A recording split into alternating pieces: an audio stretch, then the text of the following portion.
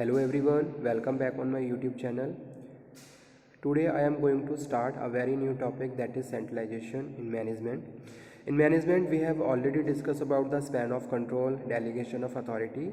Both topics are very important for exam point of view. So if you have any doubt, any query in that topic, then you can again discuss. Okay. Now today I am going to start what is the mean of centralization and what are its main advantages.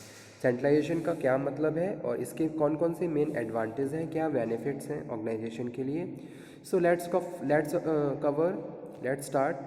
What is centralization. First question is centralization है क्या, centralization का क्या मतलब है. तो centralization refers to process in which activities involving planning and decision making within an organization are concentrated to specific leader और location.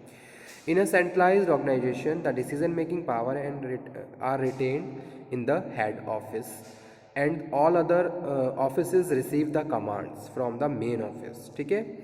Here I am talking about centralization. Centralization means अगर जो power है, जो authority है, top level पे exist कर रही है. Top level decided about the whole organization, किस तरीके से ऑर्गेनाइजेशन को रन करना है और किस तरीके से किस प्रैक्टिस को कब परफॉर्म करना है. ठीक है. तो इस कंडीशन को हम सेंट्रलाइजेशन कहते हैं. ठीक है. अगर मैनेजर या फिर जो टॉप मैनेजमेंट है वो अपने पास सारी पावर को रिटेन करके रख रहा है, ठीक है, about the planning, about the decision making, कि किस तरीके से ऑर्गेनाइजेशन को रन करना है, और अपने जो लोअर लेवल हैं यानी कि मिडल और लोअर, उनको इंस्ट्रक्शन देना और उनको इम्प्लीमेंटेशन करवाना. तो इस प्रोसेस को सेंट्रलाइजेशन कहते हैं. It is known as centralization. तो यहाँ पे डेफिनेशन में भी यही लिखा हुआ है, in a centralise organisation the decision making power are retained at the head office. यानी कि जो डिसीजन मेकिंग पावर है हेड ऑफिस के पास है, और जो बाकी के जो अदर ऑफिसेज हैं वो उस जो भी इंस्ट्रक्शन हेड ऑफिस से आ रहे हैं वो उनको फॉलो कर रहे हैं. मीन्स टू से जो अदर ऑफिसेज हैं they are following the instruction which are given by the head office और main office. So the executives and specialist who make critical decisions are based in head office. What is the meaning of centralization? Centralization refers to setup in which decision making power are concentrated in the few leaders at the top level. यानी कि कुछ top level पे कुछ leaders हैं, they have such kind of powers related to making planning and decision about the organizations. वो उस power को use करके ऑर्गेनाइजेशन के लिए प्लानिंग कर रहे हैं, डिसीजन मेकिंग कर रहे हैं. ठीक है. और उसके बाद जो भी इंस्ट्रक्शंस हैं, जो भी इम्प्लीमेंटेशन है, वो लोअर और मिडल मैनेजमेंट के द्वारा किया जा रहा है. ठीक है.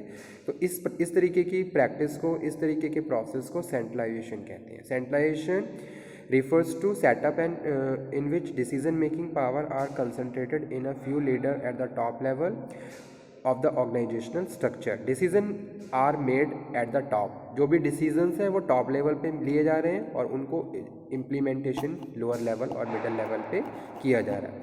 जैसे ऑर्गेनाइजेशन की कोई भी पॉलिसी है, ठीक है, पॉलिसी को अब कोई suppose there is a alteration done by the management in the policy में कुछ चेंजेस किए गए, कुछ अमेंडमेंट किए गए, दैट जो भी चेंजेस किए गए वो टॉप मैनेजमेंट खुद से डिसाइड कर रहा है, उसमें मिडल और लोअर लेवल का कोई भी इन्वॉल्वमेंट नहीं है. ठीक है.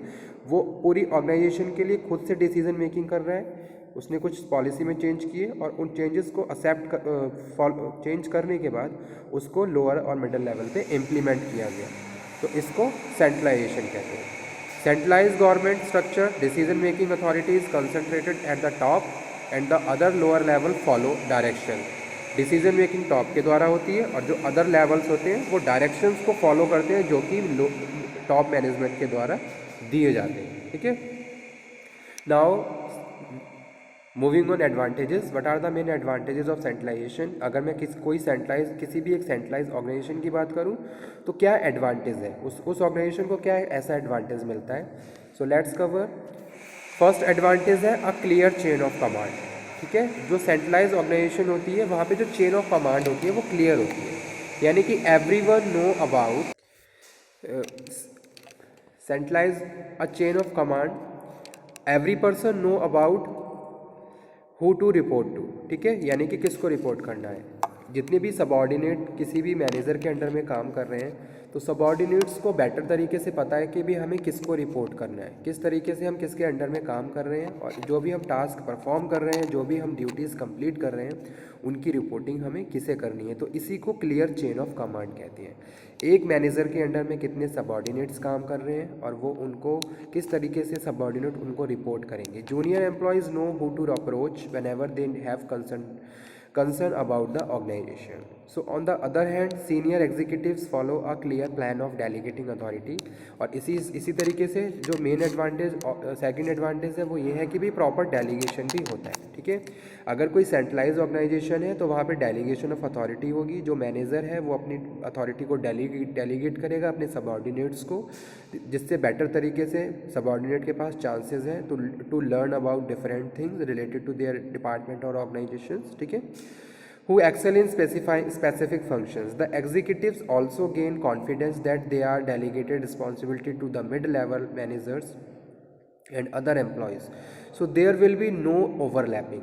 A clear chain of command is beneficial when the organization need to execute decision quickly and unified manner. ठीक है, जितना ज़्यादा क्लियर चेन ऑफ कमांड होगा, अथॉरिटी पावर क्लियर होगी और स्ट्रक्चर क्लियर होगा, और हर मैनेजर को और हर फॉलोवर सबऑर्डिनेट को ये पता होगा कि हमें कब किसको किस तरीके से रिपोर्ट करना है, तो बेटर तरीके से ऑर्गेनाइजेशन सर्व कर सकती है और within the given time period वो अपने ऑब्जेक्टिव्स को कंप्लीट कर सकते हैं। सेकंड एडवांटेज है focused vision. When an organization follow a centralize management structure, it can focus on the fulfilment of vision with ease. ठीक है, तो यहाँ पे बात कर रहे हैं कि भाई अगर कोई सेंट्रलाइज ऑर्गेनाइजेशन है तो बेटर तरीके से वो अपने विजन के लिए काम कर सकती है।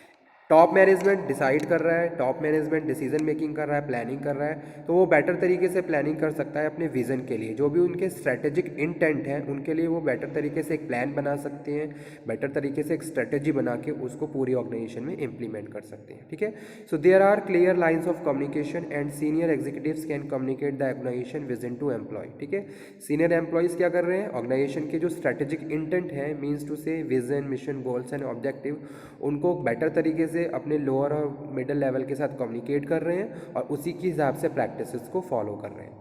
ठीक है, so in the absence of centralise management there will be inconsistencies in relaying the message to employ because there are no clear lines of authority. जितना ज़्यादा लाइन्स ऑफ अथॉरिटी क्लियर होगी उतना इफेक्टिव कम्युनिकेशन भी होगा। Communication भी क्या होता है, एक चेन ऑफ कमांड में होता है। ठीक है, कब कौन किसको कैसे रिपोर्ट करेगा, तो जितना ज़्यादा क्लियर लाइन ऑफ कम्युनिकेशन होगा उतना ही ज़्यादा बेटर तरीके से हम ऑर्गेनाइजेशन के लिए सर्व कर सकते हैं। ठीक है, तो वही चीज़ यहाँ पे बात कर रहे हैं। Directing the organization's vision from the top allow the smooth implementation of its vision and strategies. The organization stakeholders such as customers, suppliers and the communities also receive uniform message.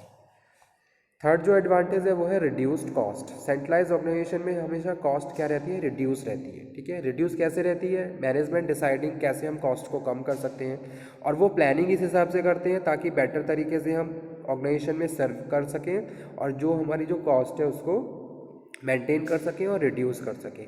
Optimum utilisation of resources होना चाहिए, effective utilisation of resources होना चाहिए। तो ये सारी strategies होती हैं organisation में कॉस्ट को रिड्यूस करने के लिए। So a centralized organization adhere to standard procedure and method guide to organization which help reduce the office and administrative cost. ठीक है, मैनेजमेंट क्या कर रहा है, डिसाइड कर रहा है कि भाई जो भी जितनी भी कॉस्ट है उसको कैसे हम रिड्यूस करें, तो वो उसके लिए नई नई प्लानिंग कर रहे हैं, नई नई तरीके से डिसीजन मेकिंग कर रहे हैं। The main decision makers are housed at the company head office and headquarters.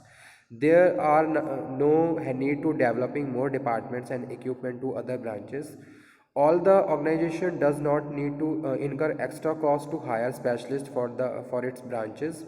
Critically decisions are made at the head office and the communicated to the branches. तो बहुत सारे जो क्रिटिकल डिसीजंस होते हैं, जो इंपॉर्टेंट डिसीजंस होते हैं वो हेड ऑफिस के द्वारा लिए जाते हैं और उसका जो इम्प्लीमेंटेशन है वो अदर ऑफिस यानी कि ब्रांचेस जो होती हैं उनमें किया जाता है. तो ऐसे में कोई भी रिक्वायरमेंट नहीं है कि आप हर ऑफिस में कुछ स्पेशलिस्ट को हायर करें ताकि वो वहाँ पे प्लान करें, डिसीजन मेकिंग करें। प्लानिंग और डिसीजन हेड ऑफिस में हो रही है और उसका इम्प्लीमेंटेशन अदर ब्रांचेस में हो रहा है, तो यहाँ पे भी हम अपनी कॉस्ट को मेंटेन कर सकते हैं। The clear chain of command reduce the duplication of responsibility, कोई डुप्लीकेशन ऑफ रिस्पॉन्सिबिलिटी नहीं रहती, हर सबऑर्डिनेट को के बारे में आपको पता है कौन वर्कर क्या टास्क परफॉर्म कर रहा है, किसकी क्या जॉब है, तो प्रॉपर रिस्पॉन्सिबिलिटी वहाँ पे है, ठीक है, कोई डुप्लीकेशन ऑफ वर्क नहीं रहेगा। नेक्स्ट जो एडवांटेज है वो है quick implementation of decision, easy तरीके से हम डिसीजंस को इम्प्लीमेंट कर सकते हैं। जो भी डिसीजन टॉप मैनेजमेंट के द्वारा लिए गए उनको इम्प्लीमेंट किया जाता है मिडल और लोअर मैनेजमेंट के द्वारा, ठीक है। तो अगर सेंट्रलाइज ऑर्गेनाइजेशन है तो जो भी इंस्ट्रक्शन टॉप से आ रहे हैं उन इंस्ट्रक्शन को लोअर मिडल पे फॉलो किया जाता है।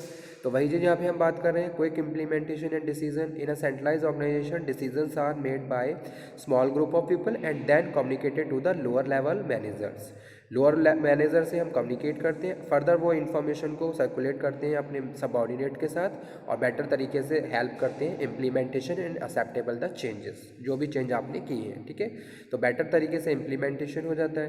The involvement of only few people make the decision making process more efficient, they can discuss the detail of the decision in the one meeting, the decisions are then communicated to the lower level of the organisation and implementation. Sorry, तो थोड़ा disturbance हो गया noise की वजह से।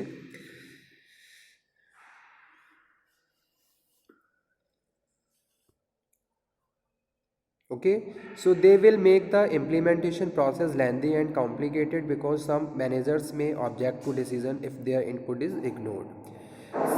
Next जो benefit है centralisation का वो है improve quality of work, the standardised procedure and the better supervision in a centralised organisation result in improve the quality of work, ठीक है। जितनी अगर मैं बात करूँ सेंट्रलाइजेशन की, जो सेंट्रलाइज ऑर्गेनाइजेशन होती है यहाँ पे जो क्वालिटी ऑफ वर्क है वो हमेशा इंप्रूव रहता है। क्यों?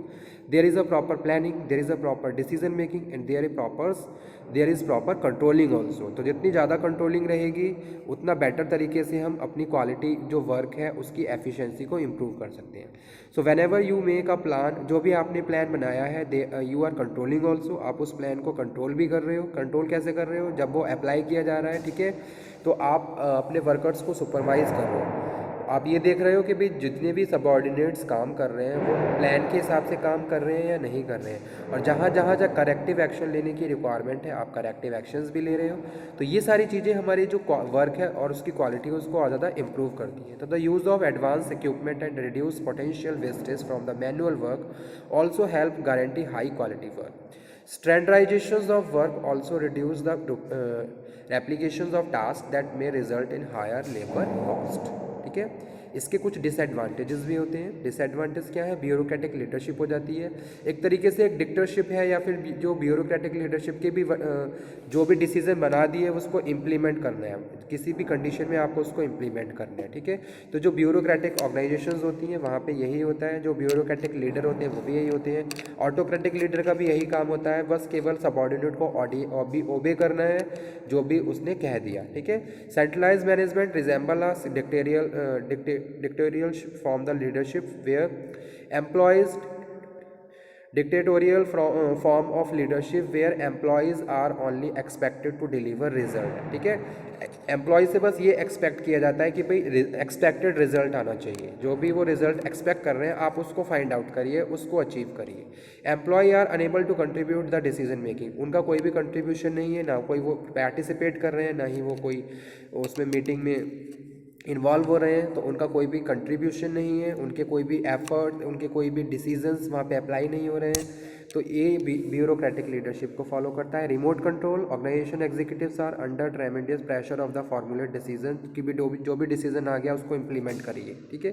तो ये भी एक एडवांटेज है। डिले इन वर्क, और काम में बहुत ज़्यादा डिले हो जाती है। Centralisation result in delay in work as record are sent to the head office, employees rely on the information communicated to them from the top and there will be loss in man hours if there are delay in relaying the records, ठीक है।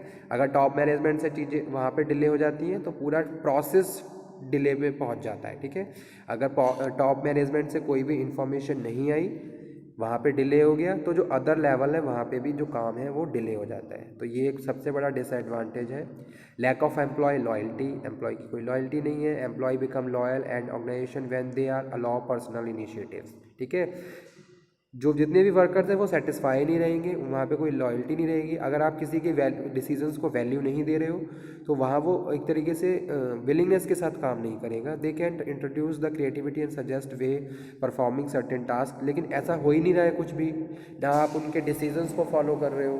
तो employ की जो loyalty है वो वहाँ पे कम हो जाएगी, ठीक है, अपने मैनेजमेंट के लिए या फिर अपने मैनेजर्स के लिए। तो ये डिसएडवांटेजेस थे। Okay, thank you very much. Centralization, advantages and disadvantages. The topic is very important for exam point of view, so please note down and study very carefully, okay? If you have any doubt, any query, then you can again discuss. Okay, thank you.